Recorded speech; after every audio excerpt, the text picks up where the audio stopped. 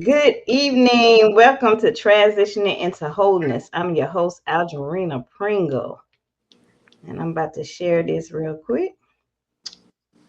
And it's done. So, yes, tonight we'll be talking about family traumas, secrets, and deception. I have my guest here, Tiffany Myers. Welcome. Thank you, thank you, thank you. How are you this evening, Algerina? Good, sunshine, all bright and pretty. Thank you.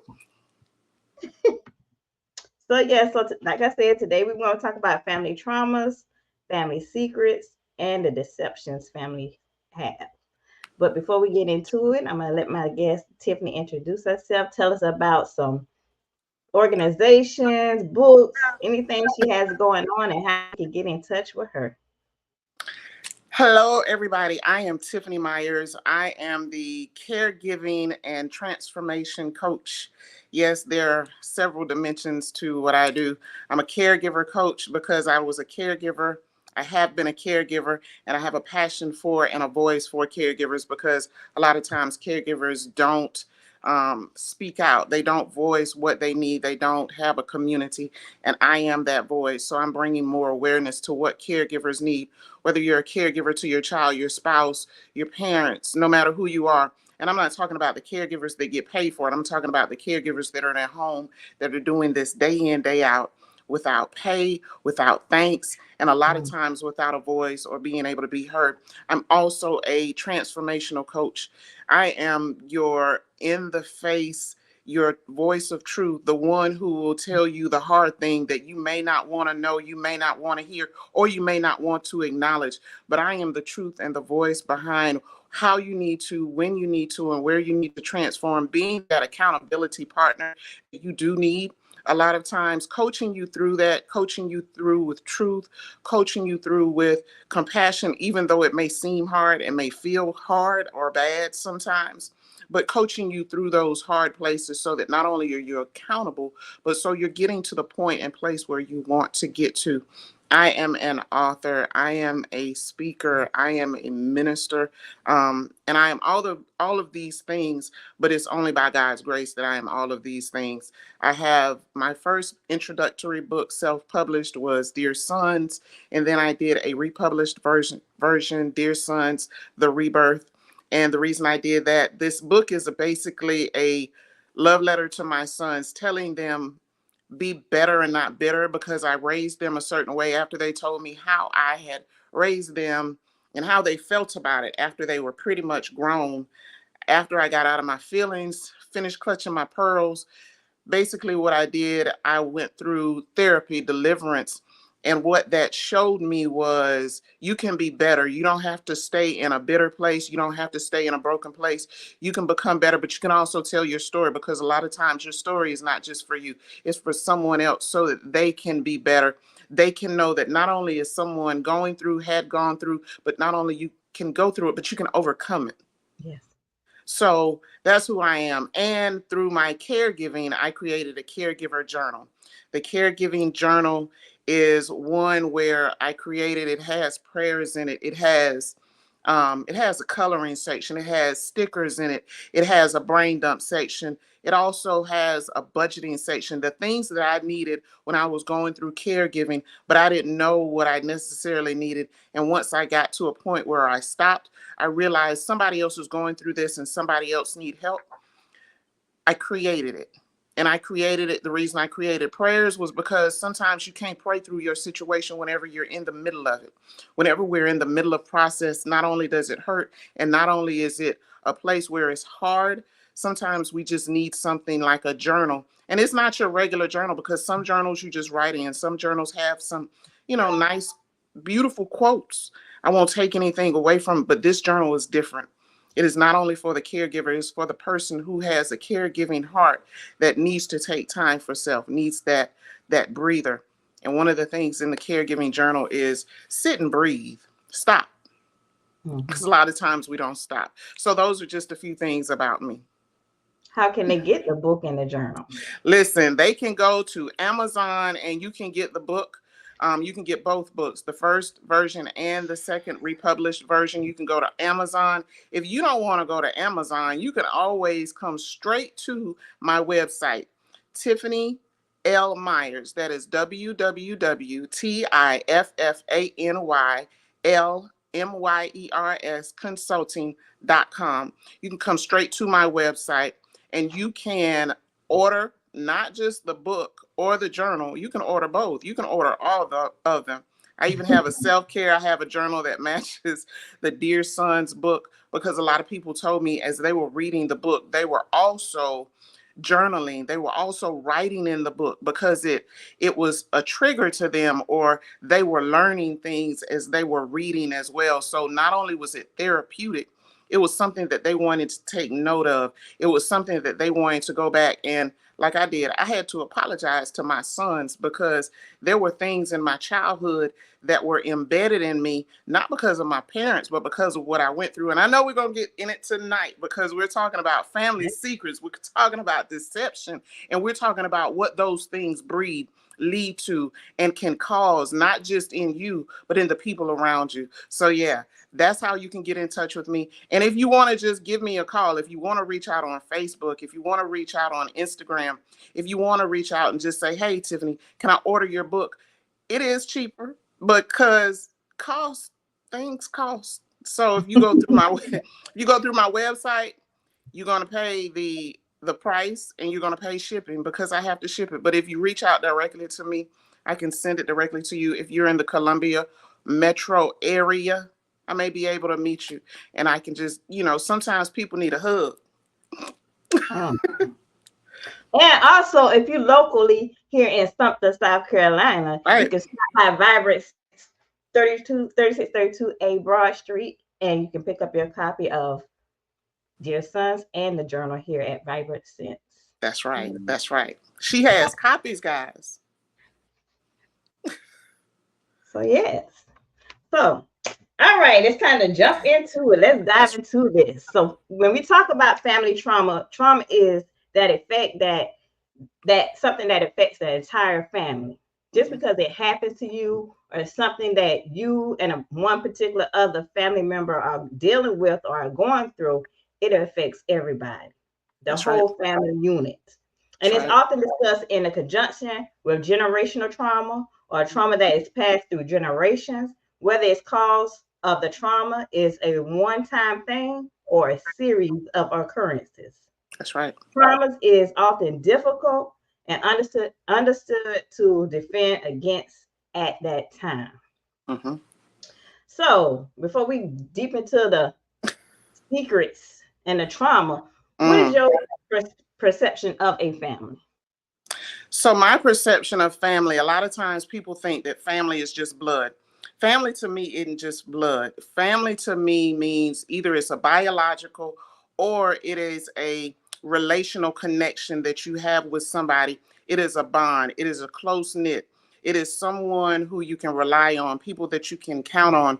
Because, say for instance, if I call you sister or brother, and our biological makeup is nowhere near being one another other than just being back to God and Christ and creation, that means that I can call on you. I have a deep affinity for you because we're close knit. We have a relationship. And family to me means there is a bond there. There's a special bond there. So that's what family means to me. Family also means, because most, if you look in Britannica or Webster or whoever you reference, it's usually 2 or 3 definitions. Family to me also means you can't choose who you related to. But it doesn't mean that you got to stay connected to them.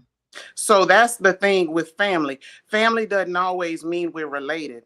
Family means that there is a bond. There is something that has tied us together, even if it is trauma. Okay, so yeah, you said something. We finna go. We finna go into it. Come so on, let's go. Said that family, someone you haven't choose, but you don't have to stay connected to them. That's right. That's right. Just because we brothers, that don't mean I have to stay connected to you and your foolishness. No, no. And that's what, so a lot of times what happens is with family, with any type relationship, sometimes there's a break in that relationship. And it doesn't mean that it was a bad break. It just means that it was time for us to go our separate ways. Look at, if we look at Abraham and Lot, they had to go their separate ways. And it wasn't anything bad. It was just I had to go east and you got to go west, which is fine. But sometimes, like you said, there is foolishness there. Mm-hmm. And we're going to dive into it. Let's just get into it. If you look at my book, family, biological family, took the relationship that we had, me as a 12-year-old and Mm-hmm. my family as an adult, took that relationship that we had as family, as being close knit, as being, what's up, cuz? We good. We, you know, I love you because you're my cousin. And a lot of times cousins love each other's like other like sisters and brothers, right? Mm-hmm. But the thing about it is that family bond was broken whenever they felt like they had the ability and the audacity to say, oh, I want you sexually. Mm. And as a 12-year-old coming in, what happened, that trust was broken, that innocence in me was broken. There was the family bond was broken right there. And whenever that family bond was broken, what happened was it put something in me. So Because what it happened, I put, lost my virginity at that time. it put something in you, but Mm-hmm, when you say the family bond, mm-hmm. do others know what happened during that time, or was it No, kept a secret? oh no, it was kept a secret. That's where the secret came from. So my parents didn't know about this until my book came out. My book just came out post COVID. They didn't know about it until it was published. I didn't even tell them about it before they read it. Why you held it in so long? One, so in my mind as a 12-year-old, let's go back, let's go to these stages. As a 12-year-old, I felt like I couldn't say anything because it was the don't tell at that particular time. Don't tell what happened. Don't say anything about this. Don't say anything. That was my 12-year-old self. Now, I hid, suppressed, and didn't say anything. And it's not like my mom didn't ask me. And this takes nothing away from my parents because they were loving, they were attentive, and they knew what was going on with me, with us, and they weren't ignoring anything. Nor did I cry out and say, this person did something to me. In my 12-year-old mind, I don't want anything like this to happen to me. I don't know how this happened. How did I let this happen to me? And if I say anything in my 12-year-old mind, not only am I going to get in trouble, this person is going to get in trouble. And if this person gets in trouble, what does that mean for me? I got to keep this to myself. So I suppressed that for years. Mm-hmm. Now let's fast forward until whenever I had the conversation with my sons, because keep in mind, in my 12-year-old self, not only did I have to keep this a secret, as I'm keeping it a secret and went to school, one, I felt like my mom knew I was lying to her. Whenever I was like, nothing happened, I'm good, nothing happened to me. Mm-hmm. That's what the little girl said. But when I went to school, I felt like I was the object of people looking at me. I felt like I was dirty. I felt like something was going on. I felt like I had done something wrong. And I felt like I was under a microscope in my 12-year-old mind. Now, fast forward to me being an adult and dealing with this and not understanding until I went through therapy and I went through deliverance. And when I say deliverance, deliverance meaning not just somebody touching me at a service saying, okay, you are healed and you are rid of this perverse demon that you got inside you. No, I'm talking about deliverance where I had to go through an assessment. I had to tell about my dreams. I had to tell about my childhood. I had to tell about not just the rape, but there had been an abortion. I had to tell about all those things. And what happened was those were the secrets that were coming out because of what had been implanted in me so early on that I never let out. I never talked about it, and I never told anyone about. And once it came out, there were so many other things behind that came out. So in my 40 plus year old mind, Mm-hmm. I understood those things that happened as a 12-year-old, hiding them, keeping them a secret, was not only not just unhealthy, it had bred so many different things. It had bred me being very perverse. I was sexually active after I got older, but that thing just it resonated in me. It ate me up and started coming out in my relationships with men. Mm. Because if we're honest, and if I'm honest, oh, I was going to be the predator. It was going to be my choice in how I dealt with men, not with a healthy perspective. But if I got an appetite for a man and I want him, I want him. And I want him when I want him. And I'm going to let him go when I let him go. Okay, now. Let's just be real. See, everybody not gonna tell you that, and y'all Don't gonna know. somebody that doesn't Mhm. know me well will say, "Wait a minute, did she just say that? Didn't she say she was ministering?" Yeah, I am. But the thing about it is, what we don't realize is not Yep. only do people have a story, people need to Mm-hmm. tell the truth and what their story is because somebody is going through it silently. There Yeah. is a 12-year-old, a 20-year-old, a 25-year-old that never told their story. And the thing about it is, if I can tell somebody my story, whether they're male or female, and it helps to free them, why should I stay quiet anymore? And the reason why I stayed quiet is if you don't know anything and you don't know my daddy got big hands. And I just knew my daddy was going to kill my cousin if he found out what he had done to me. Right. So when the family did find out, when it did came out, even in your adult, how did it devastate it? How did it break up the family? So, first of all, they still don't know who it is. Mm. They know that it happened. And there were Mm. people, if my mom and dad asked me, I'll let them know. Mm-hmm. They never But asked? um, I can't remember if my mom asked, my dad didn't ask. Mm-mm. But I'll tell you one thing. Now, there were people trying to guess who it was. Mm-hmm. This is the funny thing. It's funny, but it's not funny. There were people trying to guess who it was, who it is. And I'm not going to tell them one because I know that they hadn't had dealings with that person like that.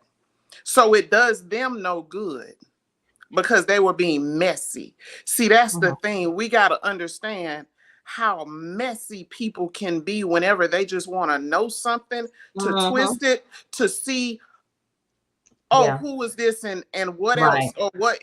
No, see, that's where you got to have some discernment about yourself Right. and the situation. Now, if you got that uncle, that cousin that's doing this all the time to everybody and all the family know about it and nobody ain't talking about it, oh, that's the issue. That's the So, issue. And so I see that Red asked, how old yeah. was my cousin? Yeah. My cousin When you was was, 12 years old, how I old was was you? 12, Mm-hmm. and my cousin was 20 plus years old.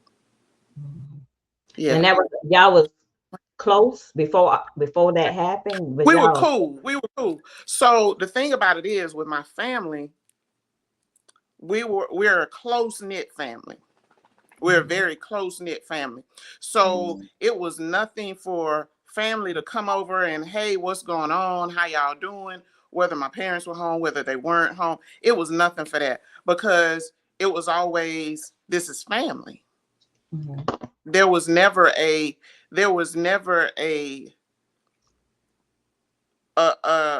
break in the or a distrust or anything where I felt like I wasn't comfortable or shouldn't have been comfortable around them because the way the bond in our family is, it's just like I said, it's like sister, it's like brother, it's like this family. These are people that you can count on. These are people that you know who are going to be there no matter who it is, whether that was my 12-year-old naivety or Mm-hmm. whatever it was.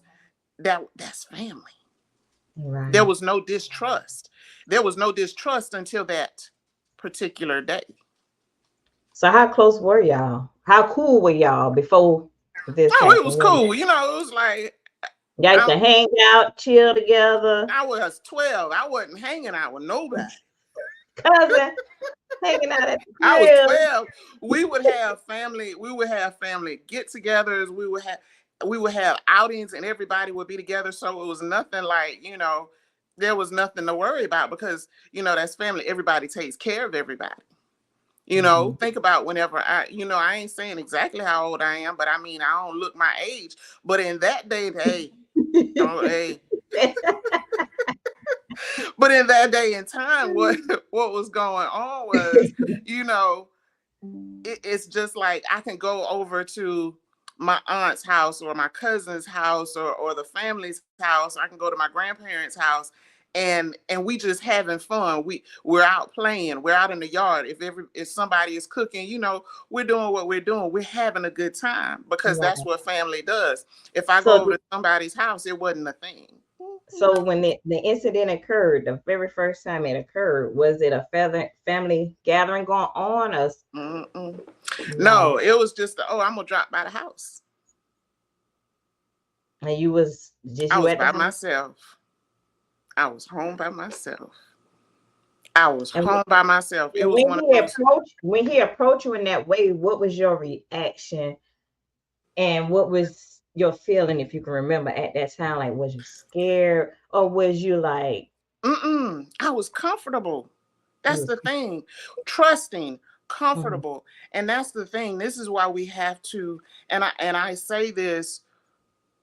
I say this kind of cautiously, but I want parents to understand.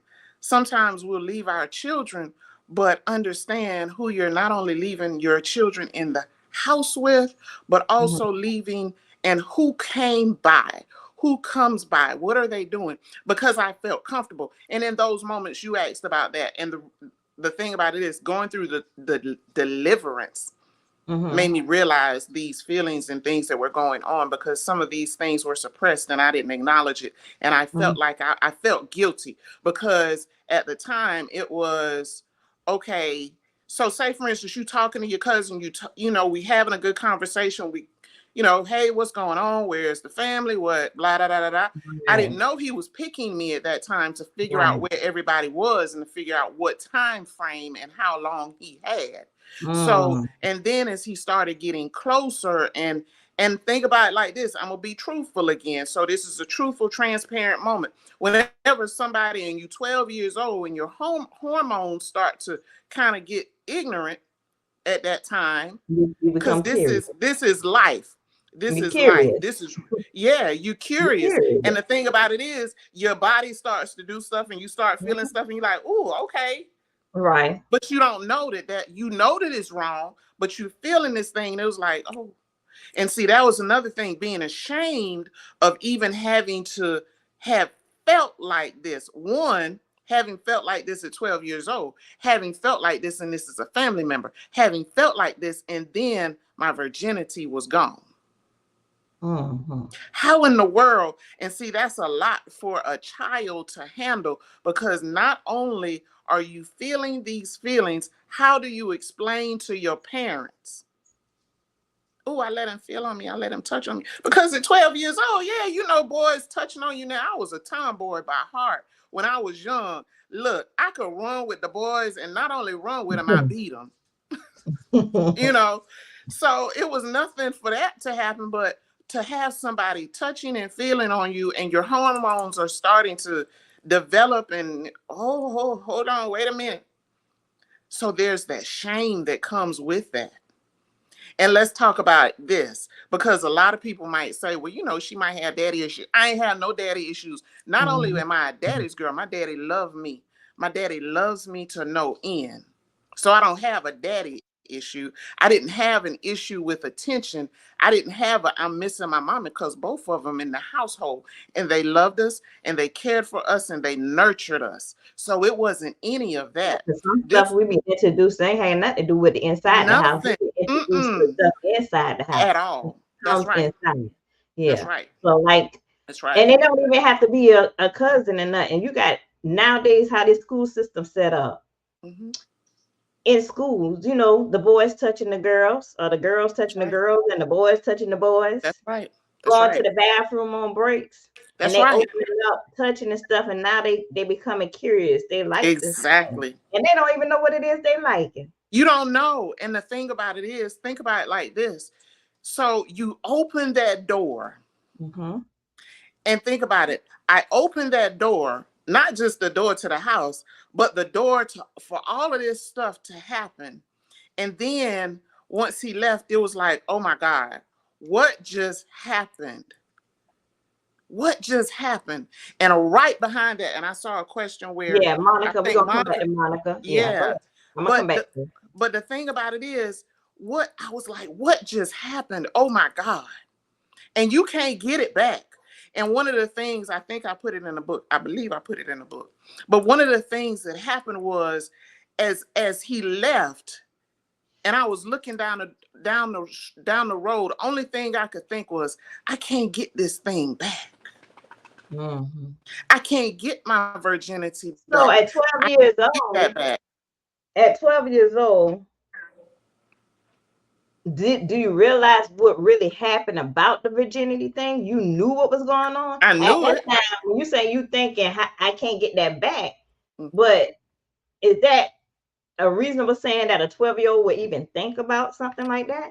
It was like I can't go back in time. I can't get this thing back. Not my virginity, but I can't get this feeling from between my legs that I'm hurt, because it hurt. Mm-hmm. Let's be real. It It hurt. hurt. It hurt. It hurt. That was a grown man. Let's be I, real. me and Rated R, I'm finna say something.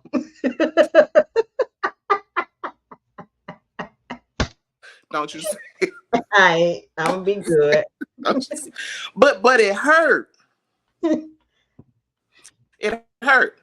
So I know a lot of us are real grown and we lost our virginity a long time ago, whatever the case. But being very self-aware, it hurt. And I could not get that back. I couldn't unfeel what I felt. Right, For lack of a better term, I couldn't get it back.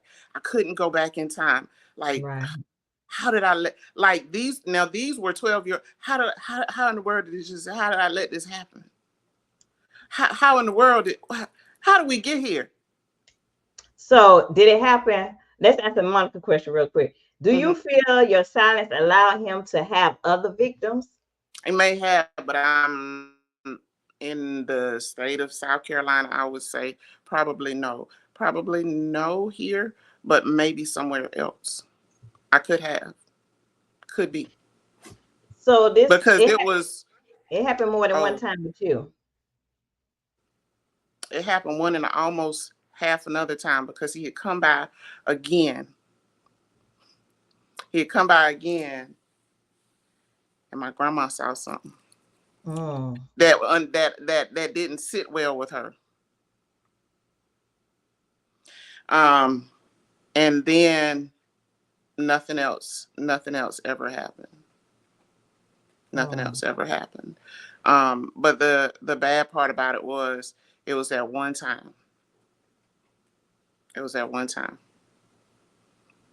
And something was And I taken away from you that you can never get back. never get back. And I didn't know the cost of what had happened and how it had impacted me until I was how grown? 40 something years old. So, if you could, you say your parents didn't know about it until you wrote this book. Mm-hmm, If you could go back and tell them mm-hmm, sooner, earlier, like in the beginning stages when it happened, when you was 12 or 13, mm-hmm. did you wish you ever went back? Did you wish you ever told them earlier? I believe maybe not. And like I said, I may have told him after I had gotten maybe out of high school. And the reason being is because I know my daddy. You felt you had to protect the family. Of, of course. Of course. Of course. Because in my 12-year-old mind, but two, My dad don't play about me. My dad don't play about my sister. My dad don't play about my mama. My dad don't play about his family.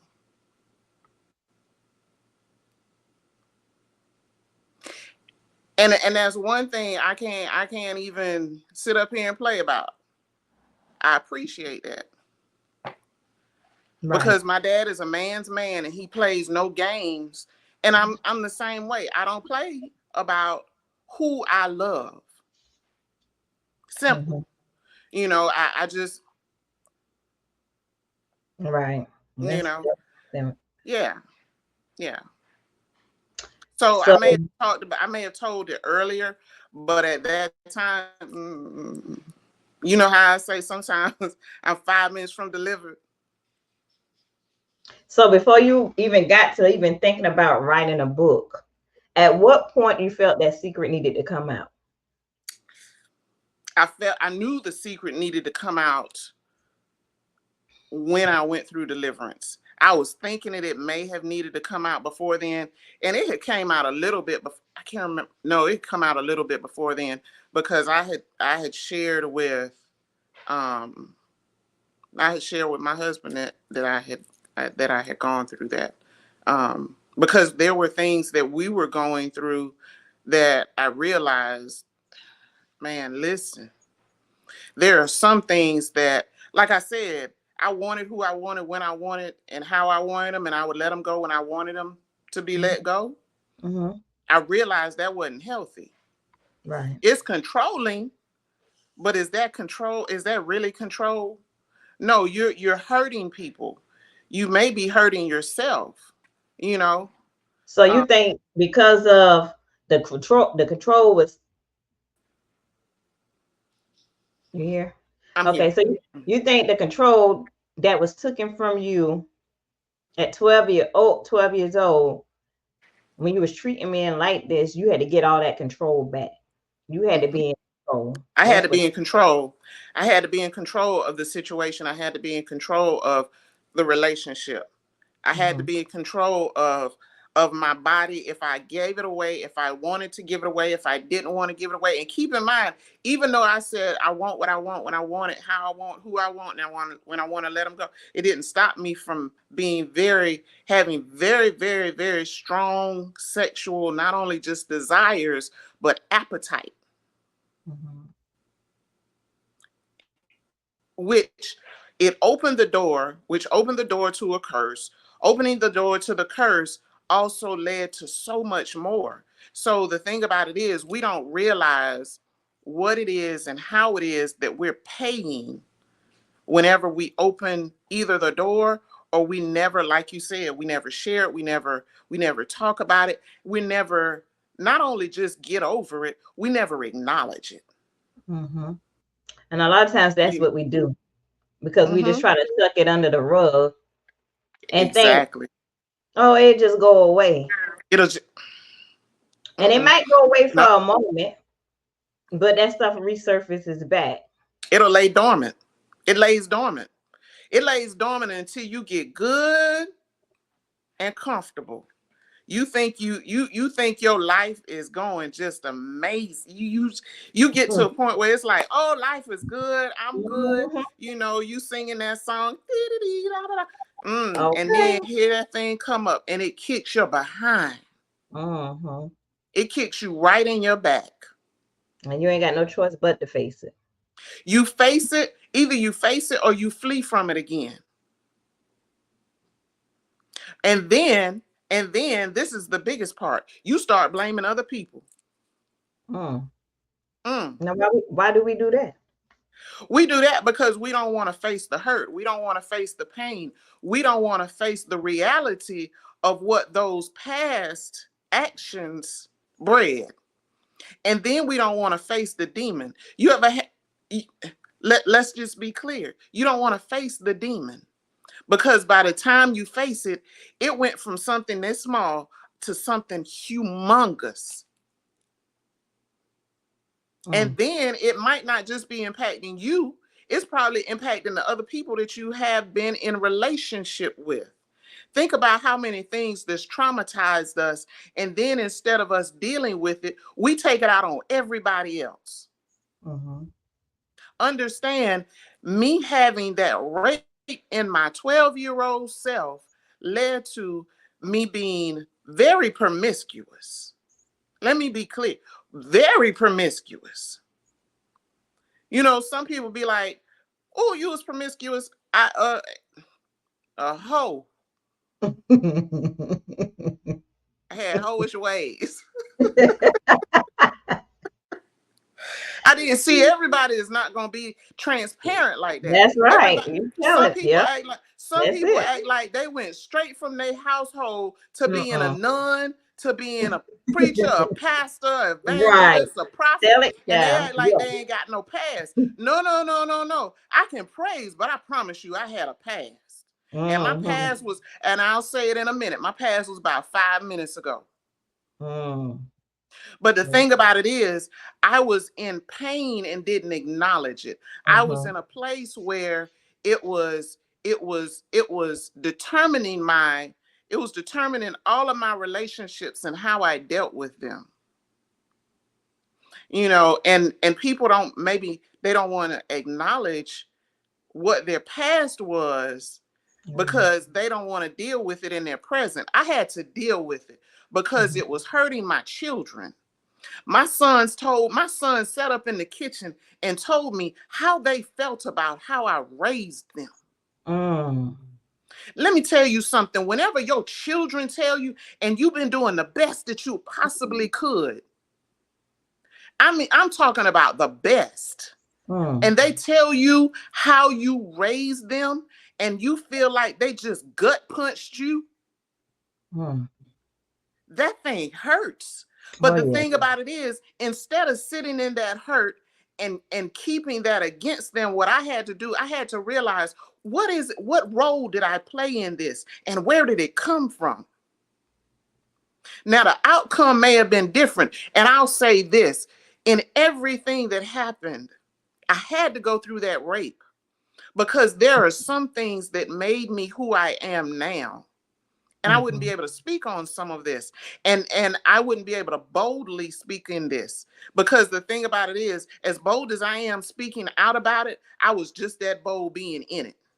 Mm-hmm. You know, some people may not want to acknowledge or say out in front of folks how they were before they got saved, before they got delivered. And it's some people that's still sitting in that place because they want to have the facade or And the that's what we, illusion that they and got that's it what, together. and that's where we come into deception. Mm-hmm. The Mm-hmm. deception in it. Mm-hmm.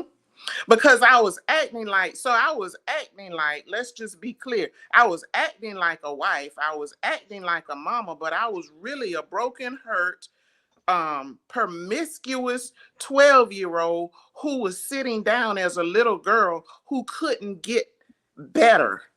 I was Mm-hmm. bitter, I was angry, I was resentful, I was hating. And it went back to all of that. It opened up the door for so many things. I did not tell him because I have not seen him that I forgive him. But have I forgiven him fully? Have Mm-hmm. I forgiven myself fully? That was part of the deliverance that I went through. And I did not know how much I hated him until I went through deliverance. And when I tell you, things just started coming up out of me because I was holding all of those feelings in. And it was from 12 years old until 40 plus years. Oh. That's over 25, 30 years that I've been holding on to this hate, this resentment, this shame, all of those feelings, and they were boxed up inside me. And even though sometimes we may say, and I'm glad Monica asked that question, sometimes we may say, oh, I forgive you.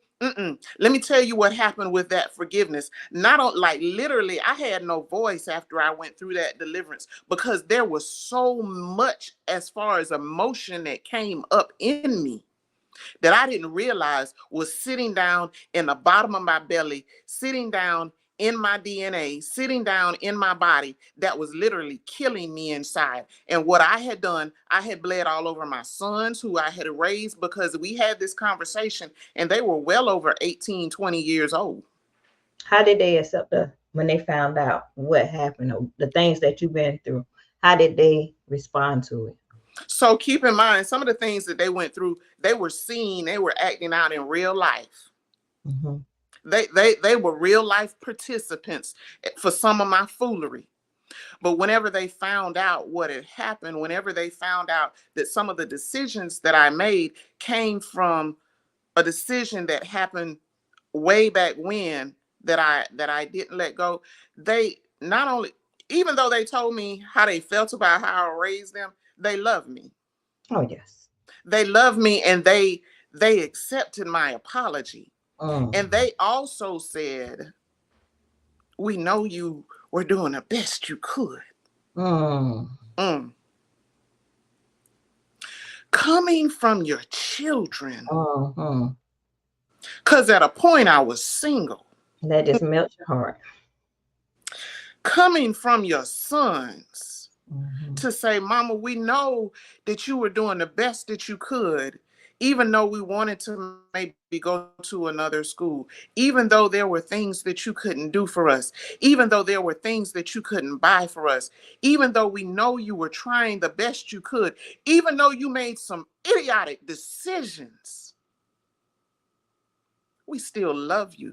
We Mm-hmm. forgive you. We don't hold that against you. Do you know how huge that is? That's huge. That's huge. Especially, especially, especially when you know that there were some things you damaged them through. Cause I was taking my son, I was taking my sons to Mm. boyfriends' houses. Oh, oh. What? Mm. What? It wasn't pretty. It wasn't right. It. There was some foolishness that I was in and doing.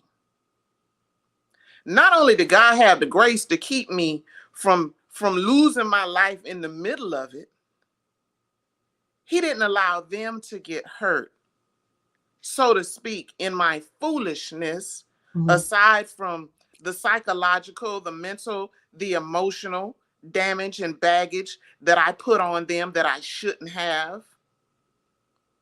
Because, like you said, those secrets, you see, the thing about it is we don't like to talk about, we plant seeds. Listen, and that's the thing. So we're planting seeds. Mm-hmm. What type seeds are we planting? Because there's fruit that's coming up. Is it good fruit or is it poisonous fruit? Is it going to yield something good or is it going to yield something bad? Because the thing about it is, some of those seeds I needed to chop up. Some of those seeds I needed to cut at the root.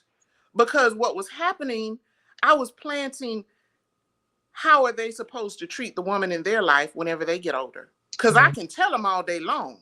Right. That's why they had to see me be better. That's why they had to hear the apology. That's why they had to hear. Now, because your mama was a hoe at a time, you don't need to be a hoe. And if you're a hoe, you need to stop it. There is a way that you can handle. If you got more than one female, if you got more than one girlfriend, if you got more than one person you see, acknowledge it. Tell them. Now that's all I can do because they know and they've seen me be better. Mm-hmm. Mm-hmm. But at the same time, they seen both sides. They have. They They have. seen both sides, and still yet they still got to go through this They thing still called got to do life it themselves. itself. Yep. Yep. They still got to go through it because they can see, just like us, we can see. Mm-hmm. But guess what? We still curious. We want to test the waters ourselves, whatever it is, Yep. and we got to learn the lesson for ourselves. We do. We do. As hard as we try to tell them to prevent them from going through half the things we went through, Right. we just got to let go and let them. We do. We do. And that's why I'm so transparent. One of the things when I was raising them, I would always say, you can come to me and you can talk to me about anything. Mhm. It doesn't matter what it is. Now, there were things that the first time The first time we went to the store, and I told him, if y'all having sex and we need to buy condoms, we gonna buy condoms. Now, the first time we went to the store and they put that box of condoms in that Walmart shop, that might be why I don't like Walmart now. They put them condoms in that Walmart shopping cart. I was like, geez, what are we doing here? How we got here, Lord? How we got here? Wait, what? Oh, goodness. But the thing about it is, Mm. but the thing about it is, they were being safe. The first, when they tell you that they got to go to the health department, you're like, what? oh, Jesus, what are we doing here? But and get that little brown bag. How do we get here? How do we get here? But the thing about it is, we have to have those open doors with our children, with our youngsters, so that they come to us and they get informed information. Because I'd rather them be informed, even if they are doing it. Even if they are doing it, be informed versus be out there and be not only misinformed, mishandled. As you know, even though they go through, even though they're growing, even though they got to go through their own thing in life, a lot of times it's, okay, let me give you all the information so that you can make not only an informed decision, the best decision. Now, if you go out there and do something foolish, or you go out there and do something ignorant or crazy, like we did, that's life. That is going to happen. But let me try to at least give you tools so that you can do something better than your mama did. Right. So let's jump into this. Family trauma versus generational curses. Ooh. Let's see. So that wasn't the family trauma was the rape. Because it came from a family member. That was the trauma that I went through. The generational curse that tried to or wanted to embed itself into the family was perversion, sexual promiscuity. Another generational curse was children out of wedlock. Another generational curse would have been sexual abuse or sexual, just taking someone's innocence or whatever. Those were generational curses. Generational curse, family trauma, it was that one thing that happened. It could have been that instance. It could have been that incident. It could have been that one thing. That was the rape. That was the rape. But the curse that tried to embed itself, perversion. Because from perversion, there are so many things. There are so many branches that can come from perversion.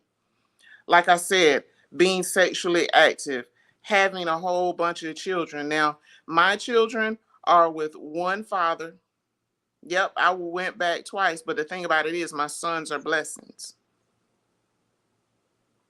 My sons are blessings. We never know how or why. The thing about it is, and then let's talk about the generational curse. Perversion can also yield a generational curse in which you have a blood covenant in where you have an abortion. See, people don't want to talk about that. People don't like to talk about abortion. Abortion creates a generational curse and a covenant that you made that can keep you bound later on in life. Bound in what way? You just made a blood covenant with a demon, and that's going to bind you to Satan later on.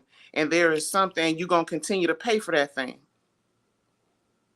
So generationally, that can run through my bloodline, where I may be looking for God to bless me, or I may be wanting to move or do something, but because the enemy is saying nope. Remember, the enemy is the accuser of the brethren. Mm-hmm. And the enemy is saying, no, she can't get this guy. She has never repented for making that blood sacrifice because she laid on that table. She opened her legs. She had an abortion and she never repented for it. That was something else that I had to go through with deliverance. See, a lot of So people, go as ahead.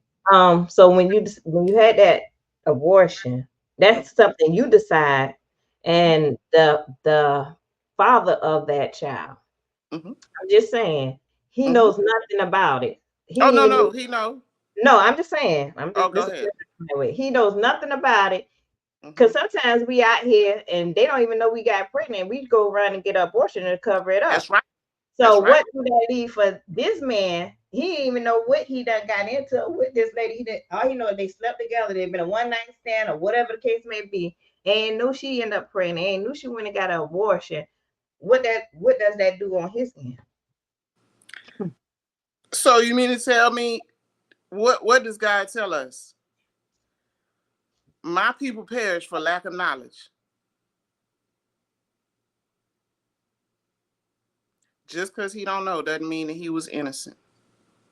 Because the thing about it is, now it's different if you were married and you went and had an abortion and your husband don't know nothing about it. But you was already in violation because you out here having sex out of Mhm. wedlock. Because that's where most people are having an abortion.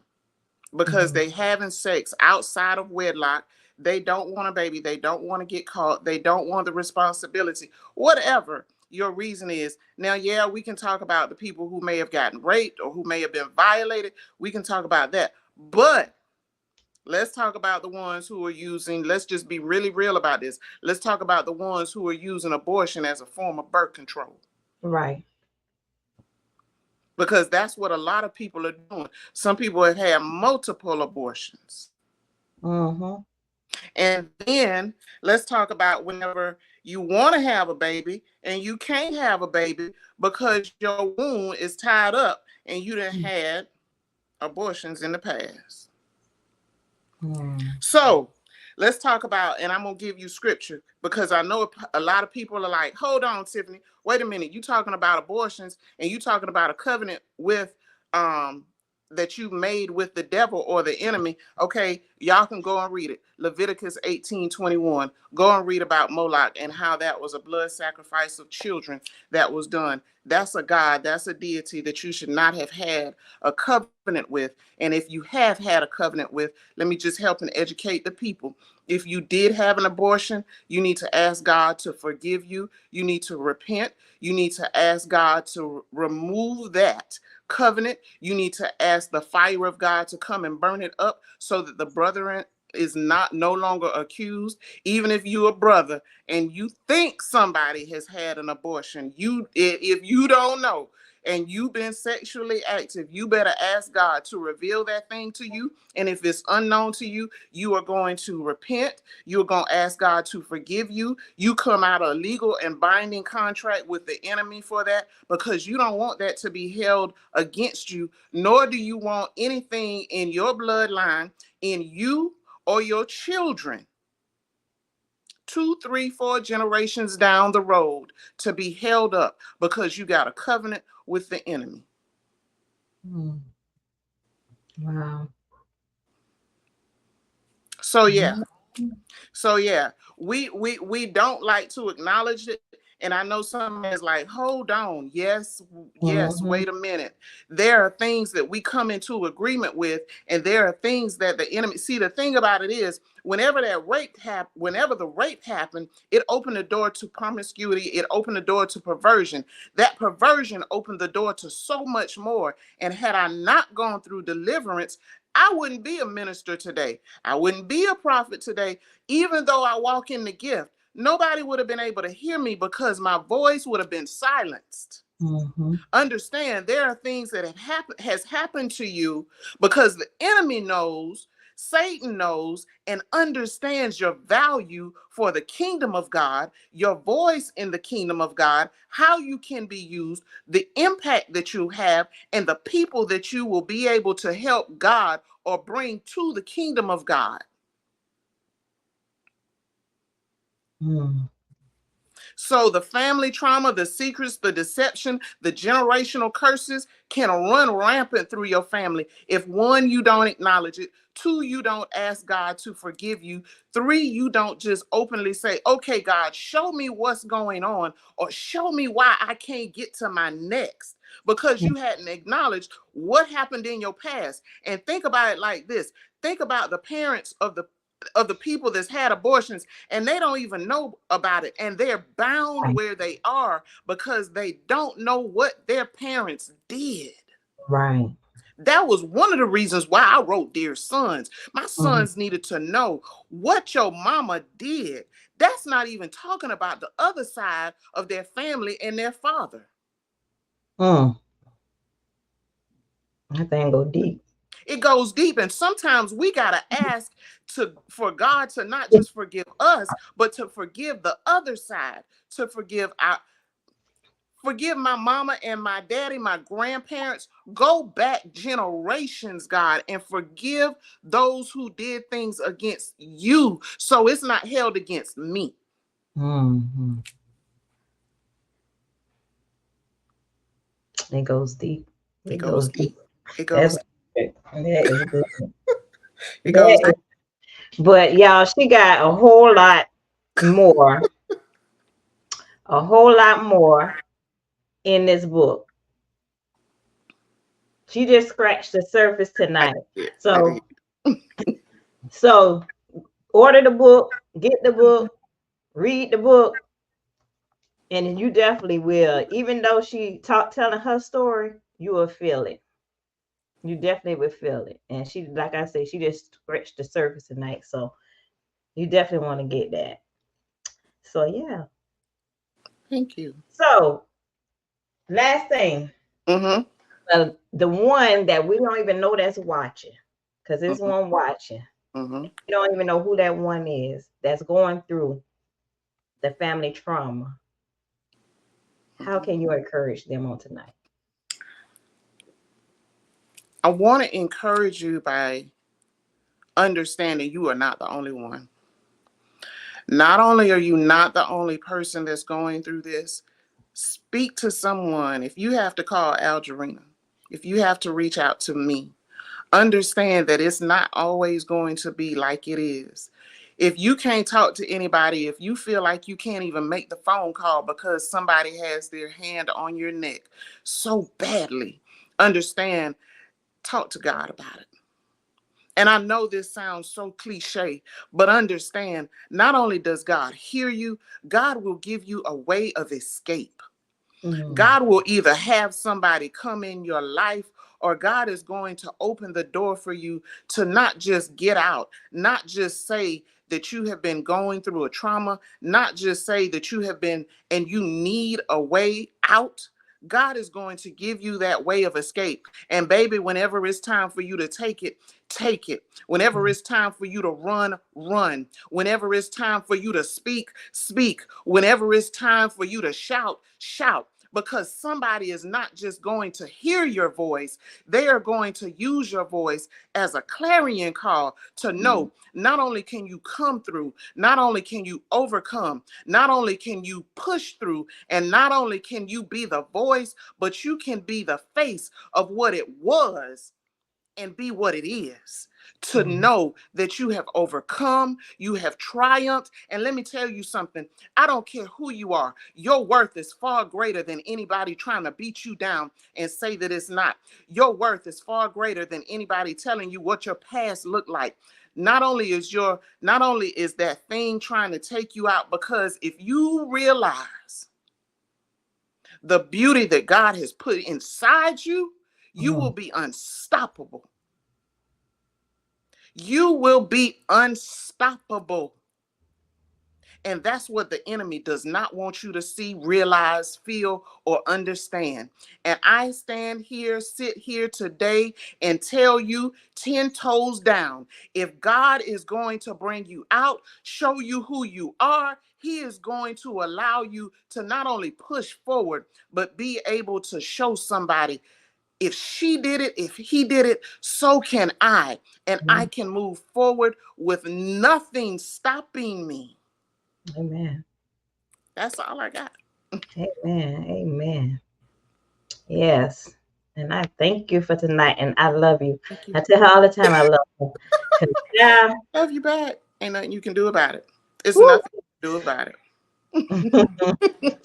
Well, yes, y'all. Thank y'all for joining us on tonight. We love you all so much. We'll catch y'all next time on Transitioning into Holiness.